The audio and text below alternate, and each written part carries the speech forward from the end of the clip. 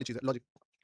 चलिए, सुनना मेरी बात, क्या सीन है? जैसे तुम देखोगे कि अचानक से एक बहुत बड़ा रेड कैंडल आया, तो यहाँ पे हम लोग क्या मानेंगे कि चलो ये सेलर है, ठीक है? बड़ा सेलर है। फिर अचानक से एक बाइंग भी आ गया, तो हम लोग क्या मानेंगे कि या तो ये सेलर ट्रैप है, ठीक है? और एक्चुअली में ये सेलर बायर नहीं बनाया है और ये मोमेंटम अभी बहुत ऊपर जाएगा, या तो ये सेलर रियल है और ये बाइंग रिट्रेसमेंट है। तो आइदर सेलर इज रियल और आइदर बायर जो है वो ट्रैप किया है बड़ा रेड कैंडल बना के, क्योंकि दोनों हो ही नहीं सकता कि यहाँ पे बड़ा सेलर भी आ जाए और बड़ा बायर भी आ जाए, ठीक है? अगर ऐसा है तो चलो फाइट अलग बात है, बट मोस्टली केस में ऐसा होता है कि अगर एक बहुत बड़ा रेड कैंडल बनता है, तो फिर हम लोग मानते हैं कि सेलर डोमिनेट कर रहा है, और अगर बहुत बड़ा रेड कैंडल के बाद अगर मार्केट रिवर्स कर जाता है, तो हम लोग ये मानते हैं कि मार्केट जो है सेलिंग बायर नहीं लाया था, गंगाधर नहीं शक्तिमान है, वो बस चाहता था कि लोग को बाहर करे। अब ये कॉन्सेप्ट जैसे ही हमें पता चल गया कि भाई या तो ये बंदा यही पावरफुल है, या तो ये इतना पावरफुल है कि इसने ये बनाया, तो अगर बायर जीतेगा तो क्या करेगा? बायर जीतेगा तो इस गेम को कहां तक लेके जाएगा? इसके ऊपर लेके जाएगा। जब हम लोग यहाँ पे देख रहे थे, यहाँ पे देख रहे थे हम लोग लगभग इस गेम को, तो हमने क्या बोला कि अगर बायर जीतेगा तो इसको यहाँ तक लेके जाएगा, और अगर सेलर जीतेगा, ठीक है, तो सेलर इसको कहाँ तक लेके जाएगा? चाहे इसको ब्रेक डाउन दिलाने के लिए बढ़िया फॉल से। अब दोनों ही बंदे को जीतने के लिए चाहिए बड़े ऑर्डर्स, क्योंकि लिक्विडिटी के बिना मार्केट काम नहीं करता। अब लिक्विडिटी कैसे हेल्प करता है, सुनना, ये कॉन्सेप्ट एकदम लिख लो, समझ में आएगा आपको, बहुत अच्छा इजी होगा। इंडियन मार्केट में भी यही काम करता है। अब दोनों ही बंदे को चाहिए लिक्विडिटी, लूजिंग ट्रेडर्स जो लॉस करेंगे उनके। तो अच्छा एक बात बताओ, ये तो मैंने आपको बताया कि इतना बड़ा बाइंग के बाद रिट्रेसमेंट आ गया, तो सेलिंग के बाद रिट्रेसमेंट आ गया, तो ये बायर ही सेलर हो सकता है, बायर ही मैनिपुलेट किया हो मार्केट को। लेकिन जो एक आम बंदा है वो ऐसे नहीं सोचता है, जो नया ट्रेडर बिगनर ट्रेडर, वो क्या सोचता है? फोमो में आता है वो कि शिट यार इतना बड़ा रेड कैंडल बन गया, मैं नहीं कमा पाया। अब वो इस तरीके से सोच रहा है कि मैं कैसे इस मोमेंटम का फायदा उठा सकता हूं, क्योंकि उसने क्या करा, फाइट देखा मार्केट में, मार्केट बहुत टट्टी चल रहा था, साइडवेज चल रहा था, तो उसको लगा यार बहुत बड़ा मोमेंटम है, फिर बहुत बड़ा मोमेंटम आएगा, तो अब घुसना सबसे बेस्ट है। अब ये क्या करेगा? जगह ढूंढेगा कि मैं कहां घुस सकता हूं, कहां घुस सकता हूं। अब तुमको थोड़ा सा एक स्टेप और ऊपर जाके सोचना है कि क्या मार्केट बिगिनर ट्रेडर को एंट्री दे रहा है, उसको प्रोटेक्ट कर रहा है, उसको कंफर्टेबल तरीके से घुसा रहा है कि आप अपॉर्चुनिटी का फायदा उठाइए। अगर ऐसा है तो उसको लपेटेगा। रोज नहीं होगा, but most of the time ऐसे ही होगा। अब कंफर्टेबल ट्रेडर कैसे घुसता है? याद रखना एक चीज, कंफर्टेबल ट्रेडर तभी घुसता है जब उसको सस्ते रेट पे एंट्री मिलता है और उस जगह पे काफी ज्यादा टाइम तक रहेगा। यानी कि देखो आप जैसे बाजार गए, ठीक है, बाजार जाने के बाद आपको पूछा कि भैया बताओ ये टी-शर्ट का दाम कितना है? वो बोला 400, ठीक है। आप उसको बोले भैया 350 में दोगे?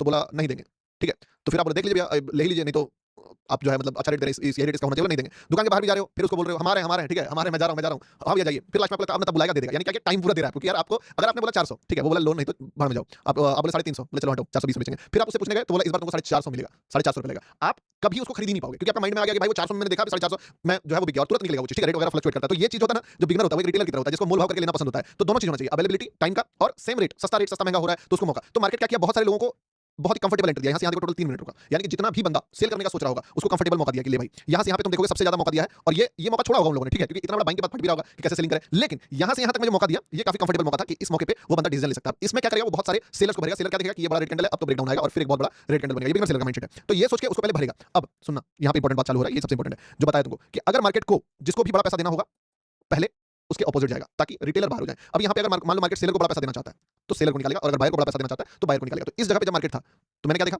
कि सेलर्स को नहीं निकाला है, यहाँ से भर के रखा, फिर मार्केट गिरा, फिर यहाँ भर के रखा, फिर मार्केट गिरा, फिर यहाँ भर के रखा, और फिर मार्केट गिरा। इसका मतलब है लोगों का ट्रेलिंग स्टॉप लॉस जो यहाँ है, यहाँ है, यहाँ है, ये कहीं भी हिट ही नहीं हुआ। तो अगर लोगों को निकालेगा ही नहीं तो ये जो गिरेगा ना, ये बड़ा पैसा नहीं देगा, क्योंकि अगर ये गिरा तो जो रिटेलर है जो यहाँ घुसा, यहाँ घुसा और यहाँ घुसा, इन सारे लोगों को बड़ा पैसा मिल जाएगा। तो इनको अगर ऐसा दिया तो बस दिखाएगा कि बड़ा पैसा दिया, और फिर जाकर लपेट के ऊपर चला जाएगा। और अगर पहले इसको निकालेगा, यानी कि किसको, जिसको भर लिया है, तब समझ लो कि बस इनको लपेटने के लिए आया था कि मार्केट में आ जाओ, तुमने सेल यहाँ पे किया, यहाँ पे किया, यहाँ पे किया, चलो सबको निकालते हैं। जैसे अभी भी सेम ट्रेड है, जो ट्रेड आपको बता रहा हूँ, सेम ट्रेड यहाँ पे भी एक्टिव हो सकता है फॉल का। क्यों? क्योंकि नहीं यहाँ पे नहीं, यहाँ पे अभी बड़ा वाला हाई नहीं कटा, रुक जाओ, बड़ा वाला हाई जब कटेगा तब बनेगा, यहाँ पे बनेगा, ठीक है। तो इसको जब तक निकालेगा नहीं, जैसे कि यहाँ पे क्या था, 3 लेवल था हमारे पास, एक लेवल ये, एक लेवल ये, एक लेवल ये, जहाँ से बायर ने सेलर्स को भरा था। सेलर कहाँ भराया था?